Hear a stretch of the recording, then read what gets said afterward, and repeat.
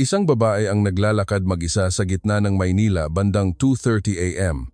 Ngunit ang nakakatakot ay hindi ang kalsada kundi ang paghuhusga ng buong mundo na nakatitig sa kanya sa pamamagitan ng kanilang mga screen.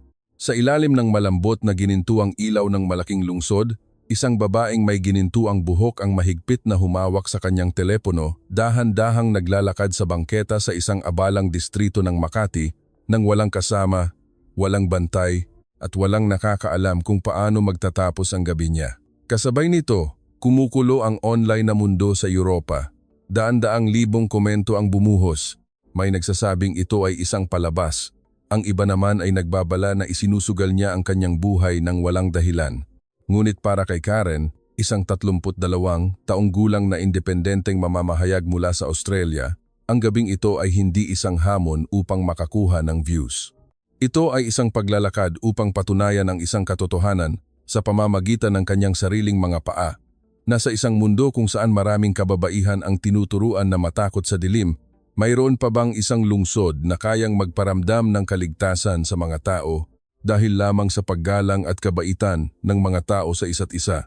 Paglabas niya ng salaming pinto ng Ninoy Aquino International Airport, NAIA, agad na naramdaman ni Karen na ang Maynila ay hindi katulad ng mga imaheng nabuo sa kanyang isip mula sa hindi mabilang na balita at babala bago siya umalis.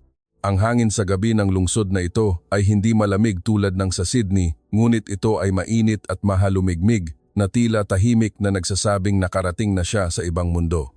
Isang mundong hindi nagmamadaling ipaliwanag ang sarili, ngunit unti-unting inilalantad ang tunay nitong anyo sa pamamagitan ng mga ilaw, tunog, amoy, at ordinaryong tao na naglalakad nang hindi nalalaman kung gaano kapagtiwala at maingat ang isang Australianang babae na nakatingin sa lahat.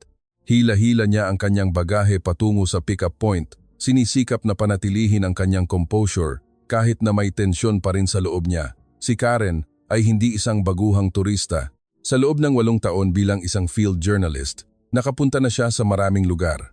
Nakakita na siya ng mga lungsod na maganda sa mga brochure ngunit nagbabago kapag lumubog ang araw.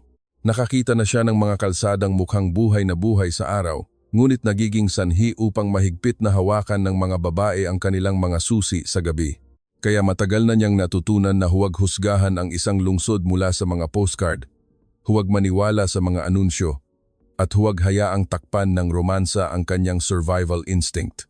Ngunit sa gabing iyon, habang nakatingala siya sa mataas na kisame ng paliparan at sa mga taong naglalakad ng maayos, nakaramdam siya ng kakaibang kapayapaan, gayong sa lohika, dapat ay mas maingat siya.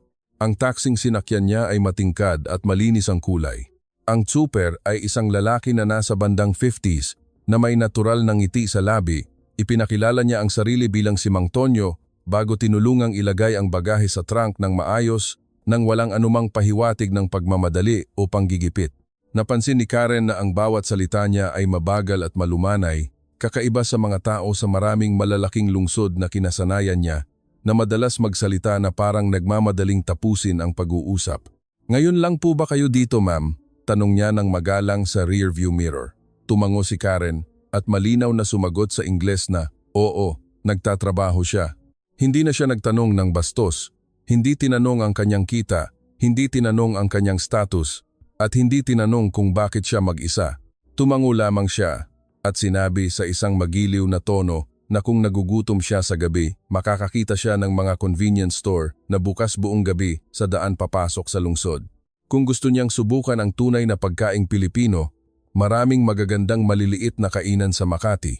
Ang mga payo na iyon ay simple na halos walang kakaiba. Ngunit para kay Karen, ang espesyal ay ang pag-alok niya ng tulong nang hindi niya pinaparamdam na siya ay pinagtutuunan ng pansin. Dahan-dahang lumabas ang sasakyan mula sa paliparan patungo sa lungsod. Ang mga ilaw sa gilid ng kalsada ay kumikinang na parang mahabang linya sa bintana. Unti-unting inilalantad ng Maynila sa gabi ang sarili sa kanya. Bawat layer, ang mahaba't malawak na highway, malalaking neon sign, maraming sasakyan na patuloy na dumadaloy sa kalsada, matatayog na gusali na nagpapaliwanag mula sa daan-daang bintana at mga riles ng LRT, MRT na bumabagtas sa lungsod na parang kumikinang na balangkas ng isang metropol na ayaw matulog ng maaga. Narinig na niya ang pangalan ng Maynila bilang isang lungsod na hindi natutulog Ngunit ang salitang ito noon ay tila malabo, isa lamang parirala para sa turismo. Ngunit nang makaupo na siya sa kotse, nagsimula siyang maunawaan na ang hindi natutulog ay hindi laging nangangahulugan ng kaguluhan. Ang ilang lungsod ay hindi natutulog dahil sa panganib, ang ilan ay dahil sa kalungkutan, at ang ilan ay dahil ang buhay ay patuloy na umuusad sa sarili nitong ritmo na tila sa isang gabi ay mayroon pa ring espasyo para sa mga tao upang magpatuloy sa kanilang buhay nang hindi nagmamadaling magtago sa bahay. Nakita ni Karen ang mga manggagawa na katatapos lamang sa kanilang shift, isang grupo ng mga kabataang nagtatawanan sa harap ng kainan, mga naghihintay na tricycle at habal-habal sa iba't ibang sulok, mga karinderya na may manipis na usok na umaalpas, at mga convenience store na nagbibigay ng malinis na puting ilaw sa bawat distansya. Ang nakapukaw ng kanyang pansin nang matagal ay hindi ang kaguluhan, kundi ang kilos ng mga tao, walang naggalaw ng may pag-aalala, walang kapaligiran, na nagpipilit sa kanya na automatikong maging balisa, walang matitigas na tingin na natutunan ng mga babae na basahin mula sa malayo. Hindi siya sapat na hangal upang maghinuha na ligtas ang lungsod na ito sa pagtingin lamang sa bintana ng kotse sa loob ng ilang minuto, ngunit sapat din siyang matalino upang mapansin na ang nakikita niya ay hindi tugma sa imahe ng takot na ipinilit sa kanya ng maraming tao bago siya sumakay sa eroplano. Nang pumasok ang sasakyan sa distrito ng Makati, ang lungsod ay lumipat mula sa laki ng pangunahing kalsada tungo sa buhay ng isang komunidad na aktibong ginagamit ng mga tao. Maliliit at malalaking kainan ang nakahanay sa ilalim ng mainit na ilaw.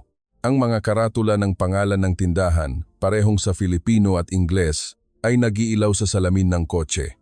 Ang ilang tao ay nakasuot ng maayos na parang kakagaling lang sa trabaho, ang iba naman ay nakasuot ng komportableng t-shirt na parang dumaan lang upang kumain bago umuwi.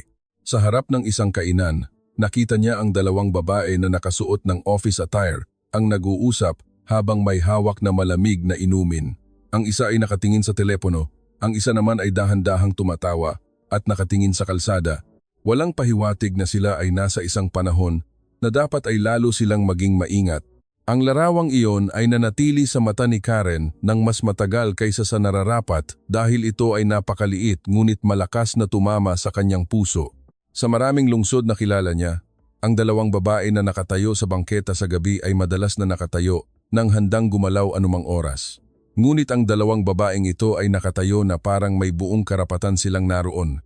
Hinantid siya ni Mang Tonyo sa isang medium-sized na hotel na malapit sa istasyon ng LRT-MRT. Ang harap ng gusali ay sapat na maliwanag.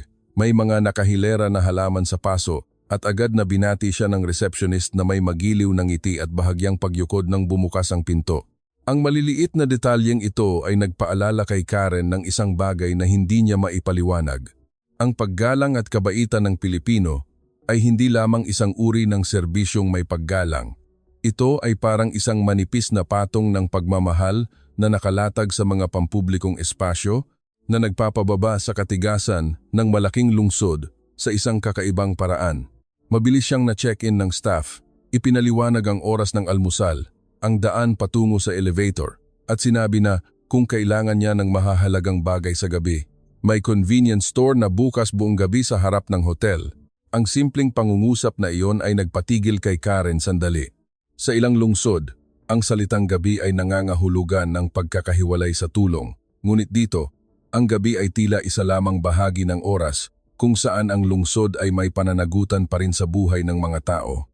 Pagdating sa kanyang kwarto, inilapag niya ang kanyang bagahe sa dingding at lumapit sa bintana. Mula sa kanyang silid, nakita niya ang mga ilaw ng kalsada sa ibaba. Ang mga sasakyan ay patuloy na dumadaloy na parang ilog. Ang mga tao ay lumalabas at pumapasok pa rin sa mga gusali. Ang ilang tindahan ay may mga customer pa rin. Tumayo siya at pinanood ang tanawin nang matagal nang walang sinasabi. Ang pagod mula sa paglalakbay ay nasa kanyang katawan pa rin, ngunit ang kanyang isip ay gising na gising. Alam ni Karen na hindi pa niya sinisimulan ang tunay na eksperimento. Hindi pa niya balak lumayo sa gabing ito. Ngunit may isang bagay sa lungsod na ito ang tahimik na gumagana sa kanyang intuwisyon. Hindi nito sinasabi sa kanya na magtiwala agad, hindi ito nang hihikayat ng hayagan, ngunit dahan-dahang nagtatanong kung ang takot na dala niya ay totoo bang lahat. o kung ito ay pamana lamang mula sa karanasan ng ibang mundo na kinasanayan niya hanggang sa akala niya ay aplikable ito sa lahat ng lugar. Matapos mag-ayos ng kanyang gamit at mabilis na maghilamos, nagpasya si Karen na maglakad-lakad sandali sa paligid ng hotel. Hindi niya itinuturing na ito ay isang malaking misyon. Hindi pa siya nagla-live, hindi pa niya opisyal na nire-record ang anumang larawan. Gusto lang niyang maramdaman ng kanyang katawan ang lungsod ng direkta, hindi lang sa pamamagitan ng salamin ng bintana. Paglabas niya sa bangketa, mas malinaw niyang narinig ang hininga ng lungsod, ang tunog ng mga makina, ang mahinang tawag ng mga tindera sa mga customer, ang tunog ng baso na nagbabanggaan, ang tunog ng mga sapatos ng mga taong umuuwi. Lahat ay tila buhay ngunit hindi nakakagulo. Naglakad siya at dumaan sa isang 7-Eleven na may patuloy na pumapasok at lumalabas na mga customer. Dumaan sa isang karinderya sa gilid ng kalsada kung saan abala ang manang na nagpapaypay ng niluluto. Dumaan sa isang lalaki na nasa gitnang edad ang tahimik na kumakain ng mami mag-isa. At dumaan sa isang babae na pumipili ng inumin sa ref nang walang pagmamadali. Pagkatapos, tumigil siya sa harap ng isang maliit na inuman na bukas pa. Agad siyang ginitian ng babae sa likod ng counter nang magkatitigan sila. Umorder si Karen ng buko juice na hindi gaanong matamis sa Ingles, dahan-dahan. Tumango ang staff at sinikap na ulitin ang order ng maingat kahit na malaki ang pagkakaiba ng kanilang accent. Ngunit pareho silang nagsikap na mag-usap ng may pasensya. Walang inis, walang pagnanais na matapos agad ang pag-uusap. Mayroon lamang simpleng pagtutulungan ng dalawang tao upang matagumpay na makamit ang isang maliit na bagay. Nang hawak na niya ang inumin, nakaramdam si Karen ng isang bagay na higit pa sa matamis at malamig na lasa, ang kaligtasan, kung minsan ay hindi nagsisimula sa pulisya, CCTV o mahigpit na batas lamang. Nagsisimula ito sa maliit na mundo sa harap mo, kung saan ang mga tao ay nagtuturingan ng may malumanay na tono. Naglakad pa siya ng hindi kalayuan at nakita ang isang babaeng nagtatrabaho na mag-isa, nakaupo sa gilid ng bintana ng isang maliit na kainan, tahimik na kumakain. Ang kanyang bag ay nasa tabi niya, ang telepono ay nasa mesa, nang hindi mahigpit na hawak na parang isang mahalagang bagay na handang agawin anumang oras. Tiningnan ni Karen ang larawang iyon at nakaramdam ng maliit na pagbabago sa loob ng kanyang sarili. Hindi pa siya lubos na naniniwala. Hindi pa siya madali ang magsasabi na ang Maynila ay isang perpektong ligtas na lungsod. Ngunit nagsimula siyang maniwala sa isang bagay. Ang isang lungsod na nagpaparamdam sa isang ordinaryong babae na makakain ng mag-isa sa gabi nang hindi kailangang magtayo ng matataas na pader sa lahat ng oras. Ang lungsod na iyon ay mayroong isang bagay na mahusay na binuo sa isang mas malalim na antas kaysa sa panlabas na anyo. Sa gabing iyon, mas huli umuwi si Karen sa kanyang kuwarto kaysa sa kanyang plano. Inilapag niya ang kalahating inumin sa mesa, binuksan ang notebook at sumulat ng isang maikling pangungusap sa isang linya. Minsan, ang isang lungsod ay inilalantad ang katotohanan hindi kapag direkta nating tinatanong ito, kundi kapag tahimik tayong nakatayo at pinapanood kung paano namumuhay ang mga tao doon.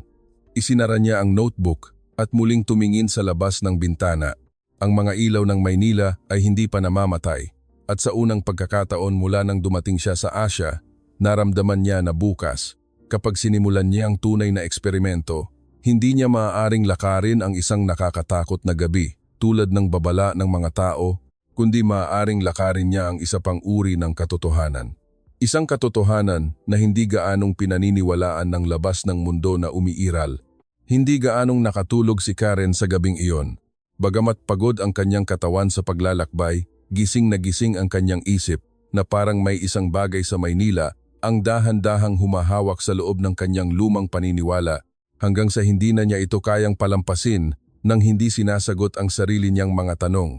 Dati, naisip niya na ang tungkulin ng isang mamamahayag ay ang maging mapagbantay sa mundo, hindi madaling maniwala, hindi romantiko sa kabutihan ng anumang lugar. Ngunit nang makalakad siya at mapanood ang lungsod na ito sa unang gabi, naramdaman niya na kung minsan, ang sobrang pagiging mapagbantay ay maaaring maging sanhi upang hindi natin makita ang tunay na nangyayari sa harap natin. At ang tunay na nangyayari sa Maynila sa panahong ito ay hindi mukhang babala na ipinadala sa kanya bago siya umalis, ni kaunti, malapit na ang 11 p.m. Bumangon si Karen mula sa upuan sa tabi ng bintana, isinara ang notebook. at muling tiningnan ang baterya ng telepono, ang maliit na mikropono at ang gimbal sa kanyang kamay. Hindi siya naghanda na parang isang taong lalabas upang humarap sa panganib, ngunit naghanda siya na parang isang taong gustong maging matapat sa kung ano ang kanyang makikita. Bago lumabas ng kwarto, tumigil siya at tiningnan ang kanyang sarili sa salamin sandali. Hindi malinaw ang takot sa kanyang mukha, ngunit sa kanyang mga mata ay may tensyon pa rin ng isang babae na lumaki sa parehong hanay ng mga aral sa buong buhay niya. Huwag lumakad mag-isa sa gabi. Huwag magtiwala sa katahimikan ng lungsod. Huwag magtiwala ng basta-basta dahil lang sa maganda ang lugar. Sa isang mundo kung saan maraming kababaihan ang tinuturuan na tingnan ang mga pampublikong lugar sa gabi na parang isang survival exam, bawat paglabas ng pinto ay hindi maliit na bagay. Alam ni Karen na hindi lamang kamera ang dala niya. Dala niya ang kasaysayan ng pag-aalinlangan ng buong panahon.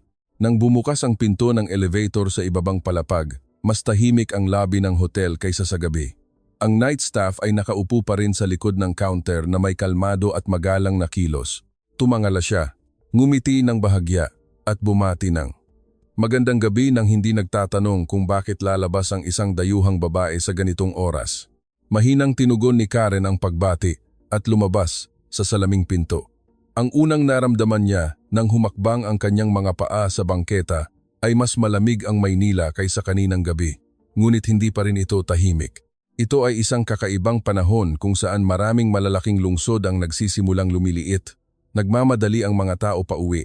Unti-unting namamatay ang mga ilaw ng tindahan at ang kalsada ay nagbabago mula sa isang karaniwang espasyo patungo sa isang mapanganib na lugar. Ngunit dito, hindi pa ganap na umaalis ang lungsod sa mga tao. Ang Maynila ay tila dahan-dahang bumababa ang antas ng ingay sa halip na biglang isara ang kurtina. Nagsimulang mag-live si Karen ng tahimik. Walang background music, walang nag-aanyayang pangungusap. Itinutok lamang niya ang kamera sa kalsada sa harap at nagsalita ng mahinahon na halos hating gabi na at nagsisimula na siyang maglakad ng mag-isa sa Maynila.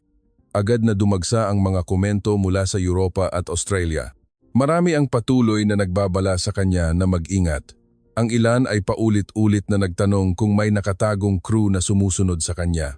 Ang ilan ay tiwala na ang tahimik na larawang nakikita sa screen ay isa lamang tourist spot na pinili ng maingat. Nagbasa si Karen ng mga komento ng walang pagtatalo dahil nauunawaan niya na ang kawalan ng paniniwala ng mga tao ay hindi laging nagmumula sa pagiging masama. Madalas, ito ay nagmumula sa katotohanang hindi pa sila nakapunta sa ganitong uri ng mundo at lalo na, hindi nila naisip na mayroong anumang lungsod na kayang magparamdam sa isang babae na makalakad sa gitna ng gabi nang hindi kailangang panatilihing tensyonado ang buong kalamnan sa lahat ng oras.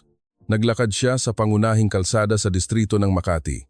Sarado na ang ilang tindahan, ngunit maraming kainan ang mayroon pa ring maliliit na grupo ng mga customer na nakaupo.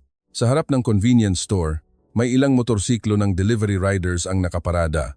Ang automatikong pinto ay bumubukas at sumasara sa ritmo ng mga customer na patuloy na pumapasok at lumalabas. Ang mga neon sign mula sa mga spa, kainan at tindahan ng iba't ibang gamit ay nagpapaliwanag sa bangketa na katatapos lang linisin at bahagyang basa. Narinig niya ang tawanan ng isang grupo ng mga staff na marahil ay katatapos lang sa kanilang shift. Nakatayo sila sa isang bilog, kumakain ng isang bagay sa tabi ng isang kariton ng pagkain. Ang kanilang mga mukha ay relax, na parang ang gabing ito ay extension lamang ng kanilang araw ng trabaho. Hindi isang oras kung saan ang mga tao ay dapat piliting magmadali at magtago sa likod ng mga nakakandadong pinto. Habang naglalakad si Karen, mas napansin niya ang mga detalye na nagpapabilis ng tibok ng kanyang puso sa ibang paraan, hindi dahil sa takot, kundi dahil unti-unti nitong sinisira ang kanyang lumang imahe. Nakita niya ang isang babae na nakasuot ng blusa at palda na naglalakad, may dalang supot ng pagkain pauwi sa kanyang kondo ng komportable. Nakita niya ang dalawang estudyante na nag-uusap sa harap ng ATM ng walang pagmamadali. Nakita niya ang isang babae na nasa gitnang edad ang nag-iisang naghihintay ng sasakyan sa ilalim ng ilaw ng istasyon ng payapa. Walang sino man sa mga larawang ito ang mukhang nakikipaglaban sa gabi. Ginagamit lamang nila ito. Hindi maipaliwanag ni Karen ang pakiramdam na iyon sa sino man ng madali dahil ang nakapukaw ng kanyang damdamin ay hindi lamang ang makita ang mga babae sa labas sa gabi, kundi ang makita silang naroon nang hindi kailangang magpakita ng kilos na handa akong lumaban kung may mangyari sa lahat ng oras. Ang bahagyang pagluluwag ng body language ng isang babae ay minsan mas malinaw na sumasalamin sa kalidad ng isang lipunan kaysa sa daan-daang pahina ng istatistika. Dumaan siya sa isang convenience store upang bumili ng tubig at mag-refresh. Ang cashier ay isang binata sa bandang 20s. Nagbigay siya ng bahagyang pagyukod ayon sa kaugalian at nagtanong ng magalang kung kailangan niya ng plastic bag. Maingat na tiningnan ni Karen ang kanyang mukha. Walang intensyon na mag-usap ng sobra, walang labis na kuryosidad, at walang tingin na tumitingin sa isang babae na parang isang bagay na pinagtutuunan ng pansin. Kinuha niya ang sukli at umupo sa bench sa harap ng tindahan. Pinapanood ang mga sasakyan na dumadaan at ang mga tao na pumapasok at lumalabas ng tahimik. May isang lalaki na nasa gitnang edad ang bumili ng gatas, isang grupo ng 2 kabataan ang bumili ng merienda at inumin, at isang babae na nakasuot ng office uniform ang bumili ng instant meal at lumabas ng may kumpiyansa. Walang sinumang tumitig sa kanya. Walang sinumang nagparamdam na ang kanyang pag-upo ng mag-isa ay isang pahayag na siya ay nasa panganib. Sa panahong iyon, nagsimulang maunawaan ni Karen ang isang bagay na mas malalim kaysa sa salitang ligtas. Ang ligtas ay hindi nangangahulugan na walang anumang panganib sa mundo dahil walang lungsod ang makakapangako niyan. Ang ibinibigay ng Maynila sa kanya ay isang uri ng pakiramdam na ang pampublikong espasyo ay hindi pa rin siya iniiwan. Mayroon pa ring ilaw, mayroon pa ring mga tao, mayroon pa ring serbisyo, mayroon pa ring paggalang na nagpaparamdam na ang kanyang presensya bilang isang babae ay hindi kakaiba. Sa maraming bansa, ang takot sa gabi ay nagmumula sa dahan-dahang paghahari ng katahimikan at kalungkutan sa mga tao. Ngunit dito, kahit pa lumalim ang gabi, ang lungsod ay patuloy na nagiiwan ng maliliit na signal sa paligid na kung may mangyari, hindi siya ganap na iniiwan. Nagpatuloy si Karen sa paglalakad sa isang kalsada na bahagyang tahimik paglampas sa mga abalang tindahan. Matataas na gusali ang nakahanay sa magkabilang panig. May mga ilaw na bukas sa ilang kwarto. May nakita siyang gate ng isang kondo na tahimik. Mas kaunti na ang ingay ng sasakyan, kaya mas malinaw niyang naririnig ang sarili niyang mga hakbang. Ito ang panahon na karaniwan ay pinakabalisa siya sa ibang lungsod dahil ang katahimikan ay madalas na nagpapalinaw sa bawat galaw ng isang babae sa nakakatakot na paraan. Ngunit sa gabing iyon, habang dumadaan siya sa entrance ng kondo at sa mga nakahilerang puno sa bangketa, hindi niya naramdaman na siya ay isang biktima na naglalakad sa dilim. Naramdaman niya na siya ay isa lamang tao na umuuwi ng gabi. Isang ordinaryong tao sa isang lungsod na may sapat pa ring istruktura upang suportahan ang ordinaryong buhay na iyon. At pagkatapos ay nakita niya ang isang larawan na alam niyang matatandaan niya ng matagal. Isang Pilipinang babae, nasa bandang 30s, ang naglalakad habang hawak ang telepono sa kanyang pisngi. Marahil ay kausap ang isang tao sa kabilang linya. Ang kabilang kamay niya ay may dalang supot mula sa convenience store. Naglakad siya kay Karen nang walang pagmamadali. Nang magkatitigan sila, ngumiti ang babae ng bahagya, tulad ng isang taong lungsod na mayroon pa ring kabaitan para sa isang estranghero. Pagkatapos ay nagpatuloy siya sa paglalakad na parang walang nangyari. Ang maikling ngiti na iyon ay hindi malaki sa mata ng iba. Ngunit malakas itong tumama kay Karen sa kakaibang paraan dahil ito ay isang buhay na patunay na ang isang babae ay maaaring nasa labas sa gabi sa lungsod na ito nang hindi lubos na nilamon ng takot. Hindi niya kailangang lumakad ng may mukhang walang ekspresyon. Hindi niya kailangang panatilihing matigas ang kanyang sarili sa lahat ng oras. Kaya niyang maging isang tao na kayang ngumiti habang ang mga komento sa live stream ay patuloy na nagpapalit-palit sa pagitan ng pagkabigla, pagdududa at pagnanais na maniwala. Mas naging kalmado si Karen sa bawat sandali.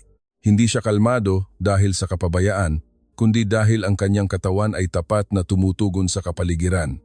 Nang walang paulit-ulit na banta, ang mga kalamnan na dati tensyonado ay lumuwag. Ang mga mata na dati ay nagmamasid sa bawat sulok ay nagsimulang makita ang iba pang magagandang detalye ng lungsod. Nakita niya ang isang janitress ng kainan na nagpupunas ng mesa. Nakita ang isang tsuper ng taxi na nakaparada upang magpahinga at uminom ng kape. Nakita ang ilaw mula sa isang maliit na altar ng debosyon sa harap ng gusali na tahimik na nagpapaliwanag sa isang sulok ng daanan. At bigla, Naramdaman niya na ang Maynila sa panahong ito ay hindi nagsisikap na patunayan ang sarili sa kanya. Ang lungsod na ito ay payapang nagpapakita ng kanyang sarili, hanggang sa ang isang taong may paghuhusga tulad niya ay walang pagpipilian kundi tanggapin na maaaring mas marami ang katotohanan kaysa sa isinasalaysay. Nang lumipas ang hating gabi, huminto si Karen sa ilalim ng ilaw sa harap ng isang tindahan at ibinalik ang kamera sa kanyang sarili. Ang kanyang mukha ay bahagyang naiiba mula sa simula ng live stream, hindi dahil sa pagod, kundi dahil ang ilang pag-aalinlangan ay lumuwag na. Dahan-dahan siyang nagsalita na ang pinakanakakagulat ay hindi ang Maynila ay buhay pa sa panahong ito, kundi ang lungsod ay pinapayagan pa rin ang isang babae na magkaroon ng presensya sa pampublikong espasyo nang hindi niya nararamdaman na nilalabag niya ang teritoryo ng iba. Ang mga salitang iyon ay nagmula sa puso kaysa sa plano ng pagkuha ng video at pagkatapos na niya itong sabihin, alam ni Karen na ang gabing ito ay unti-unting nagbabago sa kanya. Hindi ito sa pamamagitan ng malalaking pangyayari, hindi sa pamamagitan ng dramatikong eksena, kundi sa pamamagitan ng matatag na pagiging ordinaryo ng isang lungsod na nagparamdam sa isang babae na maniwala na ang mundo ay hindi laging puno ng mga gabi na dapat katakutan. Matapos huminto sa pagsasalita sa kamera sandali, dahan-dahang ibinaba ni Karen ang telepono at muling tumingin sa kalsada sa harap. Ang Maynila, pagkalipas ng hating gabi ay hindi tahimik tulad ng karaniwang nangyayari sa maraming malalaking lungsod. Sa halip, ang lungsod ay tila dahan-dahang nagbabago ng ritmo, mula sa kaguluhan ng gabi patungo sa isang buhay na kapayapaan. Nagsimula siyang maglakad muli. Sa pagkakataong ito, hindi sa kilos ng isang taong nagtatago sa mapanganib na teritoryo, kundi sa kilos ng isang taong nagsisimulang payagan ang kanyang sarili na maranasan ang mundo sa harap niya nang hindi agad naghuhusga batay sa mga lumang alaala. Ang pagbabagong ito ay hindi maliit na bagay para sa isang babae na lumaki sa pagtuturo na mag-ingat sa bawat madilim na sulok, bawat liblib na kalsada at bawat katahimikan. Ang bahagyang pagluluwag ng kanyang pagkakahawak sa pag-aalinlangan ay isang pagtanggap na maaaring hindi iisa ang anyo ng mundo sa lahat ng dako. Naglakad siya palayo sa pangunahing kalsada patungo sa isang bahagyang tahimik ngunit hindi desyertong eskinita. Ang mga eskinita sa Maynila ay may ilang kakaibang katangian mula sa mga lungsod sa kanluran. Hindi ito mga lugar na agad na nawawalan ng buhay kapag pumasok ka. Sa kabaligtaran, bagamat tahimik, mayroon pa ring patuloy na bakas ng buhay. Ang mga ilaw mula sa maliliit na tindahan ay bukas pa rin sa bawat sulok. Ang amoy ng pritong pagkain ay dala ng mainit na hangin. Ang mga karatula ng labanderas, botika at sari-sari store ay nagpapaliwanag ng mahina sa bangketang bahagyang basa mula sa paglilinis kanina. Naramdaman ni Karen na ang lungsod na ito ay hindi lubos na naghihiwalay sa mundo sa araw at sa gabi, kundi hinahayaan itong unti-unting magkapatong na tila nagsasabing kahit anong dilim na, hindi kailangang huminto ang buhay o huminto ang paghinga. Dumaan siya sa isang maliit na karinderya na mayroon pa ring 2 mesa ng mga customer na nakaupo. Ang tindera ay isang babae na nasa gitnang edad ang mahusay na nagsasali ng sabaw sa mangkok na parang matagal na niya itong ginagawa. Walang labis na pagmamadali, walang malinaw na pagod. Mayroon lamang konsentrasyon at pagiging regular ng isang taong nakakaalam na ang kanyang tungkulin ay buhayin ang mga tao na hindi pa natutulog sa gabing ito. Tumigil si Karen at nagmasid sandali. Isang lalaki na nasa edad ng pagtatrabaho ang kumakain mag-isa, may dalang supot ng dokumento sa tabi ng upuan. Sa kabilang mesa naman ay 2 babae na marahil ay katatapos lang sa trabaho sa isang tindahan o opisina. Tahimik silang naghahati ng pagkain. Isang ordinaryong larawan na halos walang masabi. Ngunit ang pagiging ordinaryo na iyon ang siyang lubos na nagpukaw ng damdamin ni Karen. Anumang lungsod na mayroon pa ring mga babae na kumakain ng magkasama pagkalipas ng hating gabi nang hindi kailangang lumingon sa likod bawat 10 segundo, ang lungsod na iyon ay mayroong isang bagay na sumusuporta sa mga tao nang higit pa sa maipapaliwanag ng tuyong istatistika. Naglakad pa siya ng bahagya at nakita ang isang tricycle stand sa sulok. 2 lalaki ang tahimik na nag-uusap sa ilalim ng puting bombilya. Ang isa sa kanila ay bahagyang itinaas ang kanyang kamay nang makita si Karen na dumaan. Isang simpleng pagkilala sa presensya ng isang estranghero, hindi isang banta, hindi isang mapanuring tingin. Napansin ni Karen na mayroong isang kultura sa Maynila ng pagtingin ngunit hindi panghihimasok, na malaki ang epekto sa pakiramdam ng mga babae. Maraming tao ang nakakaalam na naroroon ka, ngunit hindi nila ginagawang kakaiba o isang bagay na pinagtutuunan ng pansin ng iyong presensya. Ito ay isang uri ng maingat na paggalang na halos hindi pa niya nasusuri noon hanggang sa nakita niya ito sa totoong lugar. Hindi ito magarbo, hindi ito lumilitaw sa mga brochure ng turismo, ngunit ito ay isa sa mahahalagang dahilan na nagpaparamdam na ligtas ang isang gabi upang makahinga ng malalim. Nang makarating siya sa harap ng isa pang convenience store, nagpasya siyang pumasok upang magpahinga ang kanyang mga mata mula sa kalsada sandali. Sa loob ng tindahan, isang babaeng staff na nasa bandang 20s ang maingat na nag-aayos ng mga produkto sa istante. Nang makita si Karen na pumasok, binati niya ito ng malumanay bago bumalik sa kanyang trabaho nang hindi bastos na nagtatanong ng sobra. Kumuha si Karen ng maliit na bote ng tubig at isang lata ng kape at lumapit sa counter upang magbayad. Habang ini-scan ng staff ang mga produkto, nagpasya si Karen na itanong ang isang simpleng tanong na matagal nang nasa kanyang isip.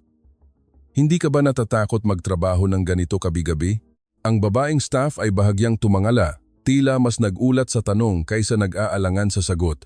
Pagkatapos ay ngumiti siya ng bahagya, tulad ng isang taong hindi kailanman naisip na ang takot ang dapat na unang sagot sa buhay. Nag-iingat naman po, sagot niya ng magalang. Ngunit, dito po sa amin, may mga dumadaan pa rin, may CCTV ang tindahan, at paminsan-minsan ay nagpapatrolya ang pulis. Kung may mangyari man, madali namang humingi ng tulong, kaya hindi po ako gaanong nag-aalala. Ang pangungusap na iyon ay hindi tunog na slogan. Hindi ito nagsisikap na ipagmalaki ang kanyang lungsod. Ito ay sagot ng isang ordinaryong tao na nagsasalita tungkol sa mundo kung saan siya tunay na namumuhay. At dahil sa pagiging ordinaryo nito, ito ay naging makapangyarihan. Kinuha ni Karen ang sukli at lumabas upang tumayo sa ilalim ng bubong sa harap ng tindahan. Hindi siya nagulat na narinig ang tungkol sa CCTV o pulisya dahil ang mga bagay na iyon ay umiiral sa maraming bansa. Ngunit ang nakapagpatigil sa kanya ay ang tono ng sagot. Hindi nagsalita ang staff ng may depensibong kilos.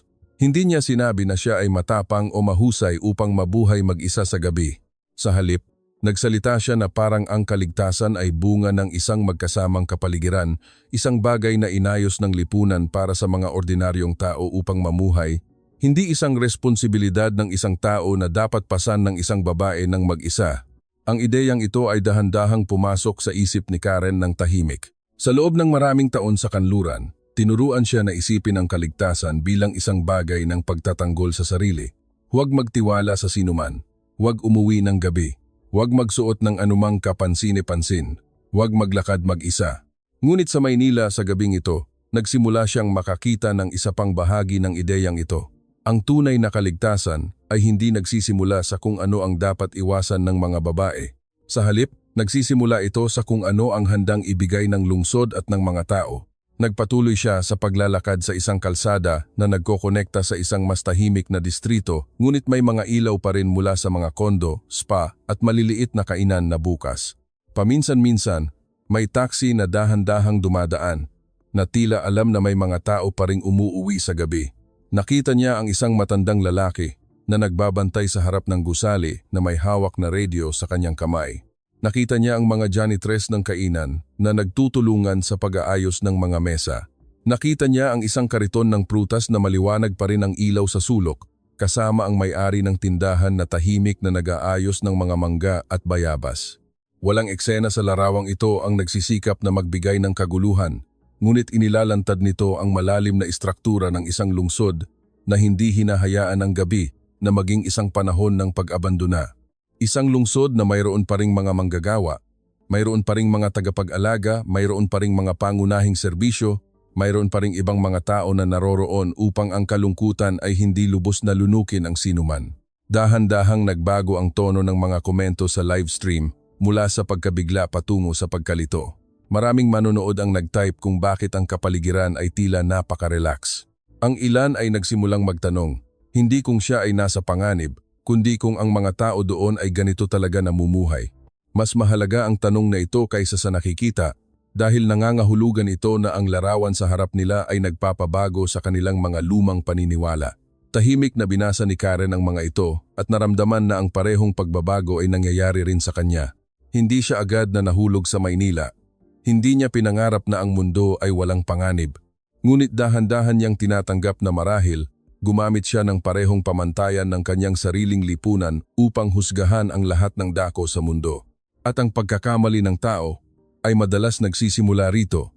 Akala natin ang ating karanasan ay isang universal na katotohanan, samantalang ang bawat lipunan ay may iba't ibang paraan ng pagbuo ng seguridad, paggalang, at ligtas na distansya. Nang makarating siya sa punto kung saan nakita niya muli ang isang malawak na kalsada, ang mga ilaw mula sa matataas na gusali ay nagpapaliwanag sa salamin ng lungsod na parang isang tahimik na dagat. Tumigil si Karen doon nang mas matagal kaysa sa dati. Ang malalayong tunog ng sasakyan ay parang background music na hindi nagsisikap na gawing sobrang romantiko ang gabi. Sa sandaling iyon, malinaw na naunawaan niya ang isang bagay sa unang pagkakataon. Ang nagpapabago ay hindi lamang ang kanyang personal na takot, kundi ang lahat ng kahulugan na mayroon siya sa salitang ligtas na lungsod. Dati, naisip niya na ang isang ligtas na lungsod ay isang lungsod kung saan ang mga babae ay dapat na sapat na matalino upang protektahan ang kanilang sarili. Ngunit sa gabing ito, itinuturo sa kanya ng Maynila ang isa pang paraan. Ang isang ligtas na lungsod ay maaaring isang lungsod kung saan ang mga babae ay hindi kailangang gamitin ang lahat ng kanilang lakas sa pagtatanggol sa sarili mula pa sa simula dahil ang kapaligiran sa paligid ay nakatulong na magpagaan ng pasanin na iyon. Tumangala siya sa madilim na kalangitan ng Maynila at huminga ng malalim ng hindi nalalaman. Ang pagbabago sa loob ay hindi biglaan, ngunit umabot sa punto na hindi na ito matatanggi. Hindi lang niya napansin na buhay pa ang Maynila sa gabi. Unti-unti niya itong pinagkakatiwalaan. At para kay Karen, iyon ang pinakamahirap na pagsuko. Hindi ang pagsuko sa lungsod, kundi ang pagpapalaya sa kanyang sariling paghuhusga upang bigyang daan ang katotohanan. Tumayo si Karen sa gilid ng kalsada sandali bago tiningnan ang oras sa kanyang telepono. Hindi pa nagtatagal pagkalipas ng hating gabi. Ngunit sa halip na dahan-dahang dumating ang antok o pag-aalinlangan, naramdaman niya na ang gabing ito ay hindi pa ganap na naglalantad ng katotohanan sa kanya. Ang mga natuklasan niya sa buong paglalakad mula nang lumabas siya ng hotel ay sapat nang nakakagulat, ngunit sinabi sa kanya ng intuwisyon ng isang mamamahayag na kung gusto niyang maging tapat sa kuwentong ito, hindi niya dapat husgahan ang Maynila batay lamang sa ilang bahagi ng kalsada na nagsimula ng maging pamilyar. Ang isang lungsod ay maaaring magmukhang malumanay sa isang lugar, ngunit ganap na nagbabago sa isa pang lugar. At kung sasagutin niya ang tanong na nagdala ng napakaraming tao upang tingnan siya sa gabing ito, kailangan niyang lumampas sa unang impresyon. Kailangan niyang subukan kung ang kapayapaan na kanyang naramdaman ay isang harapan lamang o isang bagay na nakatanim sa ritmo ng buhay ng lungsod. Itinaas niya ang kanyang kamay upang tawagin ang isang taksi na dahan-dahang dumaan. Huminto ang sasakyan sa gilid ng kalsada nang walang pag-aalinlangan. Ang tsuper ay isang lalaki na nasa bandang 40s na may matatalim na tampok ngunit malumanay na tingin. Ibinaaba niya ang bintana at tinanong ang patutunguhan ng ordinaryong tono. Sinabi ni Karen na gusto niyang pumunta sa isa pang distrito na buhay pa rin sa gabi, ngunit may ibang kapaligiran kaysa sa kalsadang kakalakaran lang niya. Tumango ang lalaki, nakikinig ng hindi pinaparamdam na kakaiba ang kanyang hiling. Sinabi niya na ang pangalan niya ay Mang Berting at dahan-dahang iginalaw ang sasakyan mula sa gilid ng kalsada. Habang ang mga ilaw ng Makati ay lumilipad sa likuran, naramdaman ni Karen na mas malalim siyang bumibiyahe sa orihinal na tanong. Hindi lamang kung ligtas ba rito, kundi kung paano ginagawa ng lungsod na ito upang ang mga tao ay patuloy na mangahas na mamuhay pagkalipas ng hating gabi. Sa loob ng kotse, sa halip na hayaan ang katahimikan na humaba, si Mang Berting ang unang nagsalita ng magalang. Nagtatanong kung siya ay nagtatrabaho o nagbabakasyon. Ipinaliwanag ni Karen ng maikli na siya ay isang mamamahayag mula sa Australia at gumagawa ng kuwento tungkol sa kaligtasan ng mga babae sa gabi. Bahagyang tumawa ang tsuper ng hindi nangungutya at sinabi na ito ay isang kawili-wiling tanong dahil ang mga taong nakatira sa parehong lungsod ay minsan hindi nag-iisip kung gaano kakaiba ang kanilang nakikita araw-araw sa mata ng iba. Ikinuwento niya na matagal na siyang nagmamaneho ng gabi. Dumaan na siya sa mga gabing umuulan, mga gabing Biyernes na maraming naglalakbay mga gabing tahimik ang lungsod dahil maaga umuwi ang mga tao, at isang bagay ang sigurado niya. Ang Maynila sa gabi ay hindi isang perpektong lungsod, ngunit hindi rin ito isang lungsod na madaling hinahayaan ang mga tao na malamon ng takot. Nagpatuloy siya na ang kanyang sariling anak na babae ay umuuwi rin ng gabi galing sa klase, sumasakay sa LRT, MRT, sa taxi o naglalakad mula sa convenience store patungo sa kondo sa ilang gabi. Hindi niya sinabi na hindi siya nag-aalala, ngunit naniniwala siya na kung ang isang lungsod ay mayroon pa ring mga tao sa kalsada, may mga tindahang bukas, may mga taong nagtatrabaho, may mga ilaw na umaabot, at may pangunahing paggalang sa pagitan ng mga estranghero, ang isang babae ay hindi makakaramdam na iniiwan sa dilim. Ang mga salitang iyon ay nanatili sa isip ni Karen habang dumadaan ang sasakyan sa isang bagong kalsada na hindi niya pamilyar. Unti-unting lumitaw sa harap niya ang Maynila sa isa pang anggulo. Hindi ito kasing glamoroso ng isang postcard. Hindi ito nagsisikap na magpakita bilang isang world-class tourist city. Ngunit may isang bagay na kakaibang mapagkakatiwalaan dito. Ang ilang kainan ay mayroon pa ring mga customer na tahimik na nakaupo sa ilalim ng mainit na ilaw. Ang mga delivery riders ay patuloy na nagmomotorsiklo sa hangin ng gabi upang maghatid ng hating gabing pagkain sa kung sino man. Maraming iba pang taxi ang tumatakbo pa rin na parang mga ugat ng dugo ng lungsod na ayaw hayaang mapagod agad ang malaking katawan na ito. Nakita niya ang ilang istasyon ng LRT, MRT na nagpapaliwanag pa rin kahit na nabawasan na ang pangunahing paglalakbay, ngunit ang sistema ng lungsod ay hindi pa rin nawawala ng lubusan.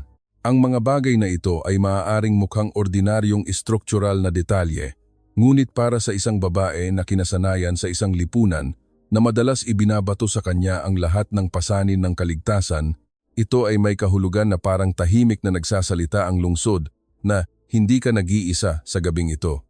Pagdating sa lugar na gusto ni Karen, dahan-dahang bumagal si Mang Berting at nagpaalala lamang na kung gabing-gabi na at hindi na siya komportableng maglakad, maaari siyang tumawag ng taxi anumang oras. Hindi siya nagsalita na parang nagbebenta ng serbisyo, kundi parang isang taong pamilyar sa tungkulin ng lungsod na ihatid ang mga tao pauwi. Nagbayad si Karen ng pamasahe, pinasalamatan siya, at muling bumaba sa kalsada. Sa pagkakataong ito, mas malamig ang hangin. Ang hangin sa gabi ay nagdala ng kakaibang pinaghalong amoy ng seafood at matamis na amoy ng banana Q o fishball mula sa isang kainan sa gilid ng kalsada. Ngunit sa halip na maramdaman na siya ay nakatayo sa isang kakaibang lugar, naramdalan niya na parang inilipat siya mula sa isang silid ng lungsod patungo sa isa pa na may iba't ibang temperatura at ritmo, ngunit nagsasalita pa rin ng parehong wika ng buhay. Nagsimula siyang maglakad ng dahan-dahan sa mas malawak na bangketa. Sa lugar na ito may mga gusali ng opisina, medium-sized na hotel, mga kainan na bukas pa rin para sa mga customer hanggang gabi, at mga sulok ng buhay lungsod na hindi kailanman lumalabas sa mga poster ng turismo. Nakita niya ang isang grupo ng 3 o 4 na manggagawa ang kumakain ng mami ng pagod ngunit relax. Nakita niya ang isang magkasintahan na nasa kabataan ang naghahati ng dessert sa harap ng convenience store. Nakita niya ang isang matandang lalaki na tahimik na nagtutulak ng kanyang kariton ng basura. Nakita niya ang manang na tindera na inaayos ang huling mesa. Ang lahat ng mga larawang ito ay walang anumang magarbo. Walang kailangang lagyan ng background music upang pukawin ang damdamin. Ngunit mas malinaw nitong sinasabi ang katotohanan kaysa sa anumang paliwanag. Na ang Maynila sa gabi ay hindi isang panahon kung saan nawawala ang mga tao sa isa't isa. Ito ay isang panahon lamang kung saan nabawasan ang bilang ng mga tao, ngunit ang kalidad ng pakikipag-ugnayan ay hindi pa rin nawawala. Tumigil si Karen at pinanood ang isang babae na nakaupo sa isang open-air na kainan sa gilid ng kalsada. Marahil ay nasa huling bahagi siya ng 20s, nakasuot ng simpleng blusa, nakabunot ang buhok at nagbabasa ng isang bagay sa tablet habang naghihintay ng pagkain. Ang kanyang mukha ay walang kahit kaunting pag-iingat na sobra. Ito ay mukha ng isang taong ginagamit lamang ang kanyang gabi. Ang larawang ito ang lubos na nagpukaw ng damdamin ni Karen kaysa sa anumang larawan bago nito, dahil tumama ito mismo sa puso ng tanong na matagal na niyang hinahanap. Ang kakayahan ng isang babae na makaupo ng mag-isa sa isang kainan sa gilid ng kalsada sa gabi nang hindi kailangang magpakita ng kilos, na parang nagtatanggol sa sarili bawat segundo ay hindi lamang isang bagay ng personal na ugali. Ito ay sumasalamin na ang pampublikong espasyo sa paligid niya ay hindi tinatanggihan ang kanyang karapatan na umiral. Nagpatuloy siya sa paglalakad at muling nagsalita sa kamera. Mas kalmado ang kanyang boses ngayon, hindi dahil nawala ang kanyang excitement, kundi dahil humaharap siya sa isang katotohanan na dahan-dahang naglalagay ng sarili sa kanyang puso ng matatag. Sinabi niya sa mga manonood na ang nakakagulat sa gabing ito ay hindi ang Maynila ay maliwanag pa rin o may mga tao pa rin sa kalsada, kundi ang pagiging ordinaryo ng lahat. Ang mga tao ay hindi nasa kapaligiran ng sama-samang pag-iingat. Hindi ipinapakita ng lungsod na ang gabi ay isang panahon na dapat takasan. Sa halip, tila sinasabi ng lahat na pinapayagan pa rin ang mga tao na magpatuloy sa kanilang buhay kahit anong dilim na. Nang matapos siyang magsalita, mas mabilis na bumuhos ang mga komento. Marami ang nagsimulang magtanong ng bago. Hindi kung ligtas ba si Karen dahil sa swerte o may nakatagong crew, kundi isang mas malalim na tanong. Bakit hindi itinutulak ng lungsod na ito ang mga babae palayo sa pampublikong espasyo tulad ng tahimik na ginagawa ng maraming lungsod sa mundo? Dumaan si Karen sa isang maliit na bookstore na maliwanag pa rin ang ilaw sa loob. Kahit kaunti na lang ang customer, may 2 o 3 tao pa ring tahimik na nagbabasa sa loob. Ang larawang iyon ay muling nagpatigil sa kanya. Mga libro, pagkain, inumin, paglalakbay, pagpapahinga, lahat ng ito ay mga pangunahing gawain ng tao. Ngunit sa maraming lipunan, pagdating ng gabi, ang mga pangunahing gawaing ito ay nagiging pribilehiyo ng ilang grupo o isang bagay na kailangang pagbayaran ng mga babae ng maraming stress. Ngunit sa Maynila sa gabing ito, nakita niya ang isang espasyo na patuloy na nagpapahintulot sa buhay na magpatuloy ng hindi kalaban ng mga babae. Hindi ito maliit na bagay. Ito ang ugat ng kalidad ng buhay na hindi nalalaman ng maraming tao na kulang sa kanila. Habang lumilipas ang oras, mas nauunawaan ni Karen na ang kaligtasan ay may mas malalim na dimensyon kaysa sa kawalan ng masamang pangyayari. Ang tunay na kaligtasan ay ang hindi paggamit ng napakalaking enerhiya sa pagpapanatili ng buhay bawat minuto. Hindi niya kailangang lumingon bawat sandali. Hindi niya kailangang hawakan ang telepono nang mahigpit hanggang sa pawisan ang kanyang palad. Hindi niya kailangang bigyang kahulugan ang bawat tingin bilang isang banta. At kapag hindi na kailangang gampanan ng kanyang katawan ang tungkulin ng pagtatanggol sa sarili sa lahat ng oras, ang isip ay nagsisimulang magkaroon ng espasyo upang maramdaman ang iba pang magagandang bagay.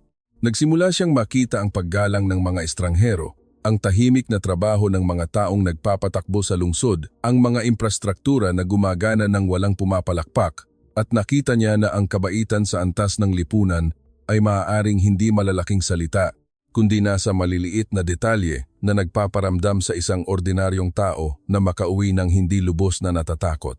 Sa huli, habang nakatayo sa ilalim ng ilaw na kulay amber na bumababa sa halos walang laman na bangketa, malinaw na naramdaman ni Karen ang isa pang layer ng katotohanan. Hindi lang siya namangha dahil ang Maynila ay naiiba sa kanyang inaasahan. Nagkaroon siya ng damdamin dahil inilalantad ng lungsod na ito ang nawala na sa maraming mundo sa matagal na panahon. Isang lipunan na nagsisikap na panatilihin ang pagiging ordinaryo para sa mga tao kahit sa pinakamabagsik na oras ng araw.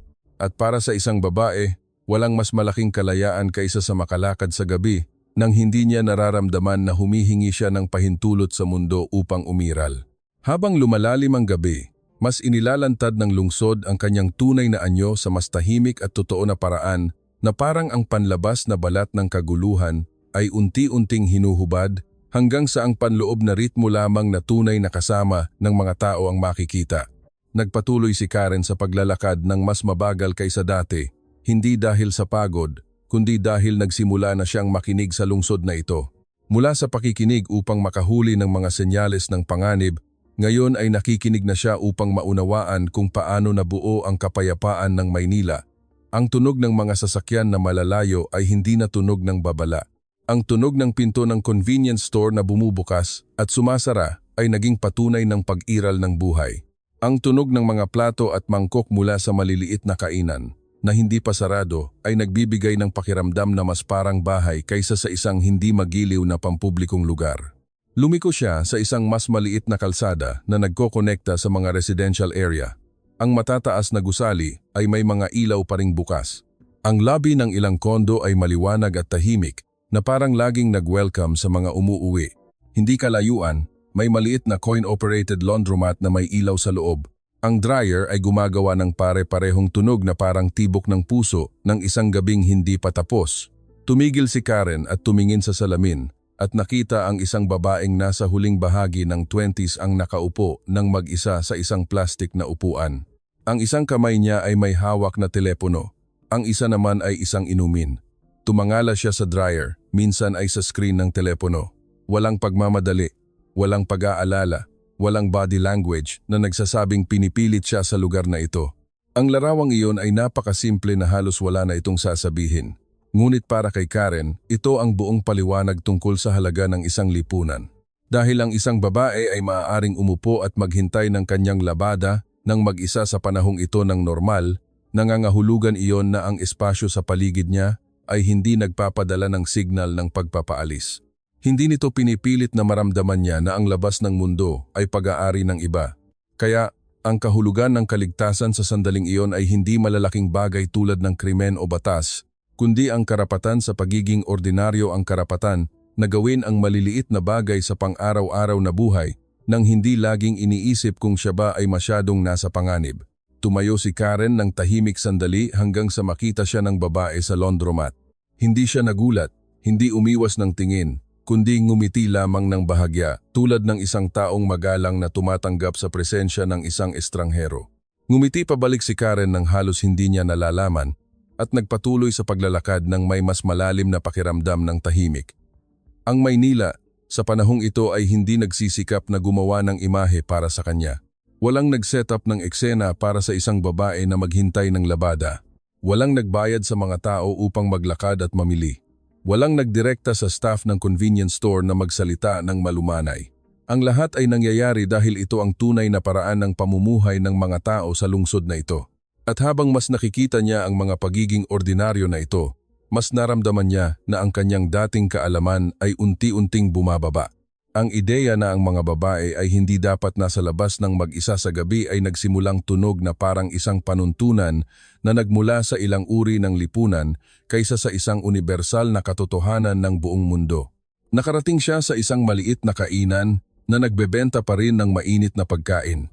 Sa harap ng tindahan, may mainit na sabaw na umuusok ng bahagya at isang babae na nasa gitnang edad ang mahinahong nag-aayos ng mga kutsara at tinidor. Lumapit si Karen at humingi ng isang mangkok ng mainit na sabaw dahil nagsisimula na siyang mapagod sa matagal na paglalakad. Hindi tinanong ng may-ari ng tindahan kung saan siya galing o kung bakit hindi pa siya umuuwi. Sa halip, magiliw niyang tinanong kung gusto niya ng maanghang. Umiling si Karen at bahagyang tumawa. Tumawa rin ang may-ari ng tindahan ng may pag-unawa. Habang naghihintay, narinig niya ang isa pang customer na lalaki na nasa edad na ang nagsabi na, "Dito ka na lang umupo, Hija, hindi gaanong mahangin dito," at inilipat ang upuan para sa kanya nang walang kahit anong pahiwatig ng pagiging mapilit o banta. Napakaliit na kabaitan na halos walang drama, ngunit naramdaman ni Karen na bahagyang lumambot ang kanyang puso. Sa maraming lungsod na kinalakhan niya, ang tulong mula sa isang estrangherong lalaki sa gabi ay madalas na may kaakibat na pasanin na kailangang bigyang kahulugan ng isang babae kung ito ay tunay na kabutihan o isang pagtatangka na manghimasok. Ngunit dito, ang tulong ay dumating sa anyo ng tamang distansya, sapat upang madama ang mabuting hangarin, ngunit hindi niya naramdaman na siya ay may utang na loob o pinagtutuunan ng pansin. Ito ang nagparamdam kay Karen na ang kultura ng paggalang at pakikisama ng Pilipino ay maaaring isa sa mga hindi nakikitang haligi ng kaligtasan dahil tinuturuan nito ang mga tao na mamuhay ng magkasama nang hindi ginagawang pasanin ang presensya ng iba. Nang umupo siya na may hawak na mangkok ng mainit na sabaw, tumingin si Karen sa kalsada na tahimik ngunit hindi desyerto at bigla, nagkaroon ng malinaw na paghahambing sa kanyang isip. Naalala niya ang ilang lungsod sa Europa at Australia na kanyang nalakbay pagkalipas ng hating gabi, mga lungsod kung saan ang mga kalsada ay marahil mas malinis, ang mga bangketa ay marahil mas malawak, ang mga gusali ay marahil mas maayos, Ngunit may isang bagay na matigas sa hangin. Ang mga babaeng naglalakad mag-isa sa mga lungsod na iyon ay madalas na kailangang paliitin ang kanilang mga balikat, bilisan ang kanilang mga hakbang, iwasan ang pagtatangka, planuhin ang kanilang ruta upang iwasan ang madilim na sulok ng maaga at higit sa lahat, kailangan nilang panatilihing ligtas ang espasyo sa paligid nila na parang may hawak silang hindi nakikitang kalasag sa lahat ng oras. Sa kabaligtaran, ang Maynila sa gabing ito ay maaaring hindi perpekto sa pisikal na pamantayan ng kanluran, ngunit may isang bagay dito na nagparamdam sa kanya na hindi niya kailangang pasanin ang mundo na iyon sa lahat ng oras. Hindi ito tungkol sa panlabas na kagandahan, hindi ito tungkol sa magarbong pag-unlad ng lungsod, kundi tungkol sa istrukturang panlipunan na nakatago sa pag-uugali ng mga tao. Nagsimulang maunawaan ni Karen na ang tiwala ay hindi nagmumula sa mga anunsyo o kampanya sa publiko.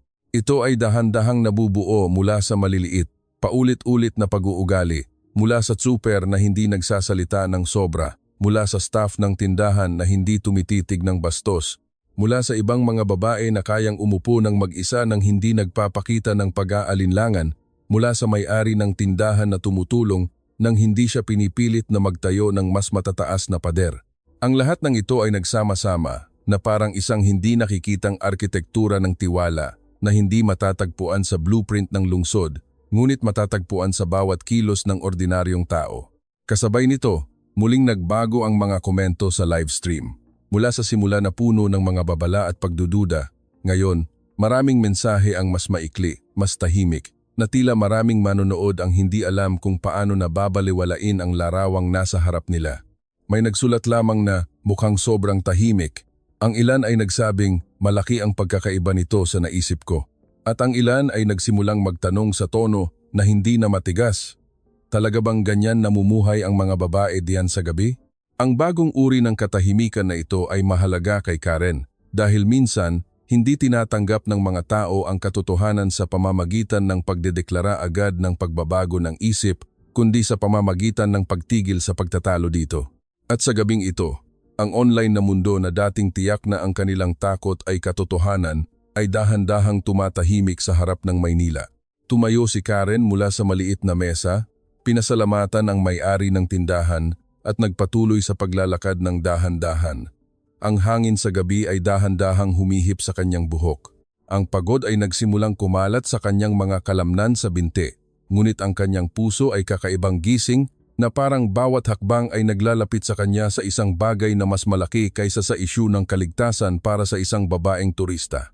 Nagsimula siyang makita na ang tunay na kaligtasan ay hindi lamang ang makaligtas sa panganib, kundi ang makapamuhay nang hindi gumagamit ng lahat ng enerhiya sa pag-iingat sa sarili. Kapag hindi na kailangang nasa defensive state ang tao sa lahat ng oras, nagkakaroon sila ng espasyo upang makaramdam, makakita ng kagandahan, makaramdam ng kabaitan at maging ang kanilang sarili. At sa isang sandali, habang nakita niya ang isa pang babae na lumalabas mula sa convenience store na may maliit na supot ng pagkain sa kamay at tumatawid sa kalsada ng pinakaordinaryong paraan, naramdaman ni Karen na papalapit na siya sa sagot. Ang hinahanap niya ay hindi lamang isang ligtas na lungsod, kundi isang lipunan na pinapayagan pa rin ang mga babae na maging ordinaryong tao. Isang lipunan na hindi pinupuri ang mga babae dahil matapang sila upang makaligtas sa dilim, kundi isang lipunan na nagpaparamdam sa kanya na hindi niya kailangang maging matigas sa lahat ng oras. At iyon marahil ang isa sa pinakamalalim na uri ng kabaitan sa modernong mundo, isang kabaitan na hindi kailangang sabihin na pagmamahal, ngunit lumilitaw sa paraan ng pagpapahintulot ng isang lungsod sa iyo na mamuhay ng payapa sa gabi. Nang lumayo si Karen mula sa mainit na ilaw ng maliit na kainan at muling bumalik sa kalsada, lumipas na ang oras nang hindi niya namalayan. Hindi pa natutulog ang lungsod, ngunit ang gabi ay umabot na sa yugto kung saan ang lahat ay mukhang mas tapat sa sarili nito. Wala nang labis na kaguluhan tulad ng kaninang gabi. Wala nang kakaibang pakiramdam ng pagdating sa lungsod sa unang pagkakataon tulad ng sa simula ng gabi. Ang natira na lang ngayon ay ang purong esensya ng karanasan. Nagsimulang maramdaman ng kanyang katawan ang matinding pagod. Mainit at matigas ang kanyang mga paa, mabigat ang kanyang mga kalamnan sa binti, at ang kanyang mga balikat na nagpasan ng kagamitan. sa loob ng ilang oras ay nagbigay ng senyales na magpahinga. Ngunit sa pisikal na pagod na iyon ay may lumabas na kalinawan sa kanyang isip ng matatag na halos mas maliwanag pa kaysa sa mga ilaw sa kalsada. Sa loob ng maraming oras, hindi nakaranas si Karen ng anumang kapanapanabik na pangyayari. Hindi siya tumakas sa sinuman. Hindi siya humarap sa marahas na larawan na inaasahan ng maraming manonood sa Europa na mangyayari sa isang babae na naglalakad ng mag-isa sa isang metropol sa Asya sa gabi. Ang natuklasan niya ay kabaligtaran. Nakakita siya ng isang lungsod na may hininga pa rin.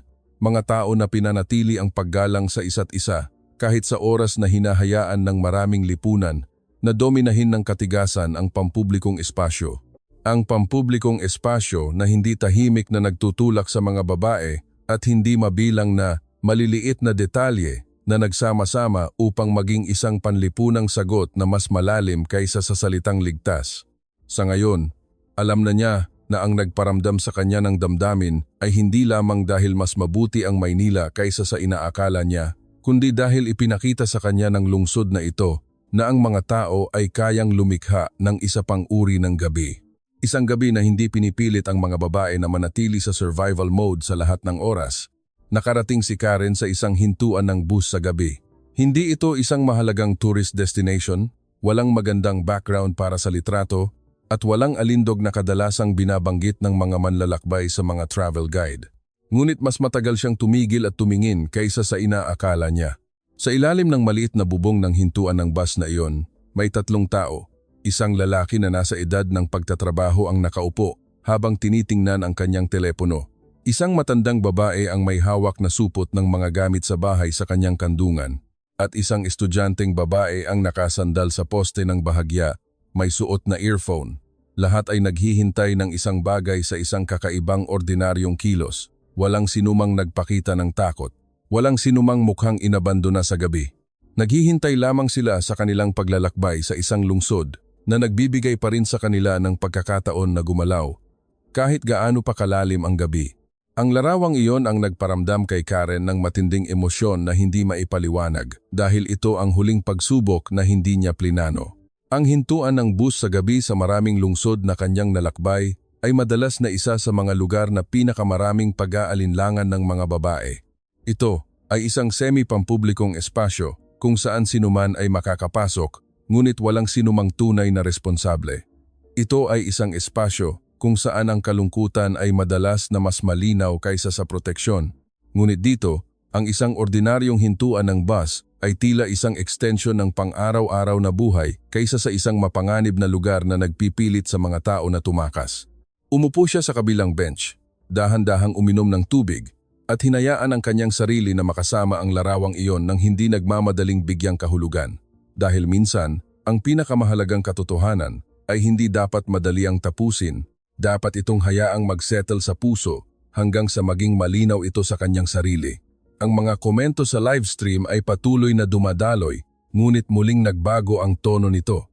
Mula sa dating puno ng mga babala, pagbabawal, at matigas na pagdududa, ngayon marami ang nagsimulang sumulat ng mas mabagal, mas malumanay, at mas matanggap na pangungusap.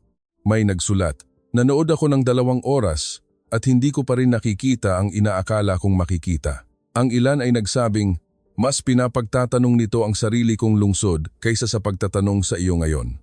At ang ilang mensahe ay napakaikli na halos isang buntong hininga na lang, tulad ng bakit doon, mukhang mga tao pa rin ang mga tao sa isa't isa. Binasa ni Karen ang mga pangungusap na iyon at agad na nalaman na ang pagbabago ay nangyari na, hindi lamang sa kanya, kundi sa puso rin ng ilang manonood.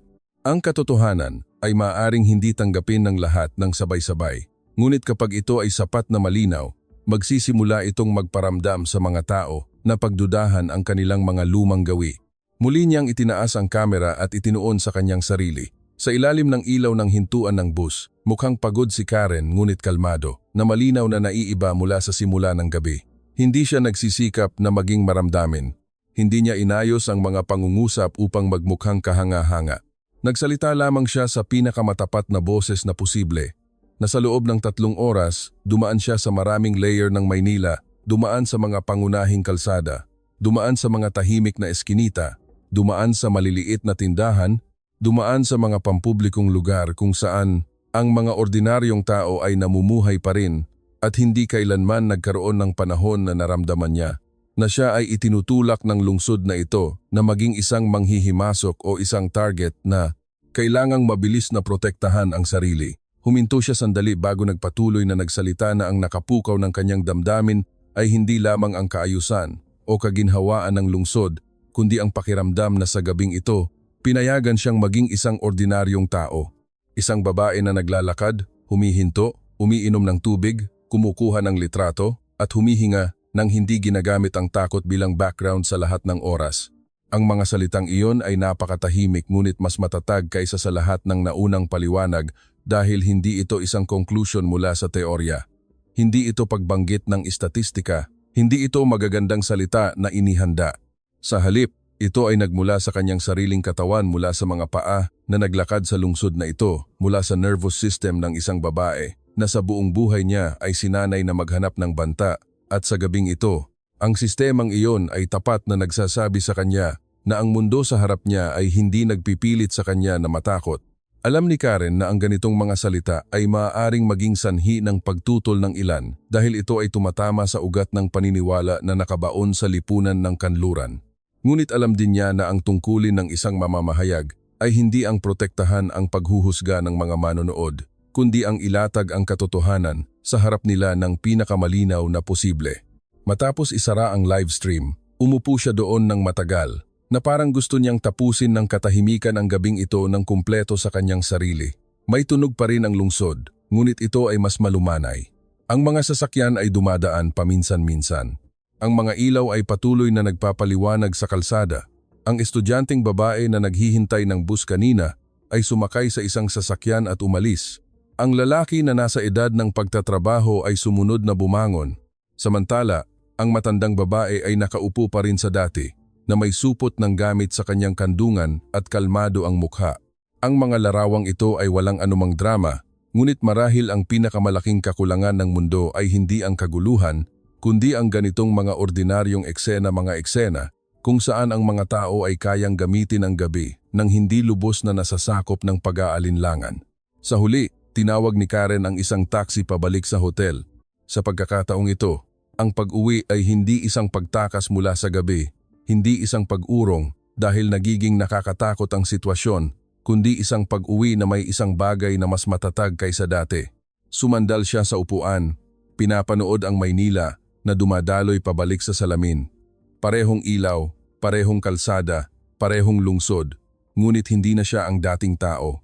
Ang nagbago ay hindi lamang ang kanyang impresyon sa Maynila, kundi ang paraan din ng pagtingin niya sa salitang sibilisasyon, ligtas at kalidad ng buhay mula ngayon. Nagsimula siyang maunawaan na ang isang magandang lipunan ay hindi kailangang laging magdeklara na ito ay maganda. Minsan, ipinapakita lamang nito ang kanyang sarili sa pamamagitan ng pagpaparamdam sa isang babae na makauwi sa hotel sa gabi nang hindi niya nararamdaman, nakakaligtas lang niya ng tipid. Pagdating niya sa kanyang kwarto, hindi naligo o nagpahinga si Karen. Inilapag niya ang lahat ng kanyang kagamitan sa mesa, binuksan ang computer at mabilis na sinimulang ilipat ang mga video files sa kanyang device. Hindi nawala ang pagod. Ngunit may isang puwersa ang nagtulak sa kanya upang magpatuloy sa pagtatrabaho agad. Alam niya na ang kuwentong ito ay hindi dapat ikuwento ng mababaw. Hindi ito dapat gawing isang maikling viral clip na ginagamit ang pagkabigla ng mga manonood bilang gasolina dahil ang nakita niya sa buong gabi ay hindi lamang isang kakaibang larawan. Ito ay isang pagbubukas ng bintana para makita ng mga tao ang isa pang posibilidad ng lipunan. Umupo siya at nag-edit ng bawat shot, pinipili ang mga larawan na kayang magsalita para sa kanilang sarili, ang mga maliliit na larawan. Ang larawan ng isang babae na naghihintay ng sasakyan, ang larawan ng mga ilaw sa harap ng convenience store, ang larawan ng kanyang sariling mukha habang sinasabi ang katotohanan sa kamera. Lahat ay maingat na inayos dahil ayaw niyang ikuwento sa mundo na kahanga-hanga lang ang Maynila. Gusto niyang ikuwento na mayroong isang lungsod na nagpaparamdam sa isang babae na hindi niya kailangang gamitin ang takot bilang pangunahing wika ng pamumuhay sa gabi. Nang dahan-dahang nagpapaputi ang langit sa labas, in-upload ni Karen ang video nang halos hindi niya nalalaman na gising siya buong gabi. Isinulat niya ang pamagat ng simple ngunit sapat na makatindig balahibo upang magising ang mundo. Pagkatapos ay sumandal siya sa kama nang hindi man lang isinara ang computer. Sa sandali bago siya matulog, naramdaman lamang niya ang isang bagay, na ang kuwentong ito ay hindi na sa kanya lamang. Mula nang ito ay ipahayag, ang katotohanan ng gabing iyon ay lumabas na sa kanyang mga kamay at patuloy na maglalakbay sa puso ng maraming tao na marahil ay hindi kailanman naniwala na ang isang lungsod ay maaaring magbigay ng ganito kalaking tahimik na kalayaan sa isang babae. Nang magising si Karen sa hapon, ang sikat ng araw ng Maynila ay tahimik na sumisilip sa gilid ng kurtina. Kinuha niya ang kanyang telepono na parang hindi pa siya ganap na nakakabangon mula sa pagod ng nakaraang gabi. Ngunit ang lumabas sa screen ay nagpatigil sa kanya ng mas matagal kaysa sa inaasahan. Ang video na kanyang in-upload ay hindi lamang maraming manonood, kundi tunay itong tumatama sa puso ng mga tao. Ang hindi mabilang na komento ay hindi na lamang nagsasabing nakakagulat o hindi inaasahan. Sa halip, marami ang nagsasalita tungkol sa inggit, pagkaulila at maliit na kalungkutan na katatapos lamang nilang malaman na mayroon sila. Hindi lang sila natutuwa dahil ligtas na nakalakad ang isang babae sa gabi sa Maynila, kundi dahil ang larawang iyon ay nagpaalala sa kanila na dapat ay may karapatan ang mga tao na mamuhay ng ordinaryo sa lungsod na kanilang tinitirhan. Tahimik na umupo si Karen sa gilid ng kama at doon niya malinaw na naunawaan sa huling pagkakataon na ang ibinigay ng Maynila sa kanya ay hindi lamang isang impresyon mula sa paglalakbay, kundi isang paghahayag ng isang simpleng katotohanan.